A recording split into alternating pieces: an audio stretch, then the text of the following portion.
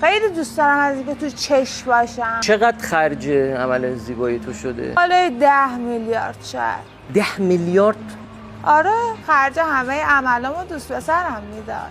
جدی داری میگی اینو؟ آره دیگه پسری که خرج نکنه آخه اصلا به درد نمیخوره. خب الان بخوایم مثلا با یکی دیگه تو رابطه اینا بیای، اولویت چیه؟ پول. چی؟ پول. برند دولچه گابانا تازه بهم پیشنهاد داده. برند چی ساناز جان؟ دولچه گابانا. من خیلی خوشگلم و خوش استایلم. خب خیلی حسودی میکنن. خب واقعا بهتر از من دیگه چیزی پیدا نمیشه دیگه. هیکل به خوبی قیافه واقعا نمیدونم. قبول دارم. رپینام ساناز انجام میدی؟ رپم انجام میدم. میشه بخونی برامون یا نه؟ تو نمیدونی ولی منو کم داری تو این زندگی. حالم بده، چرا نمیرسی بهم؟ باید چیکار کنم از دست این زندگی؟ مرسی.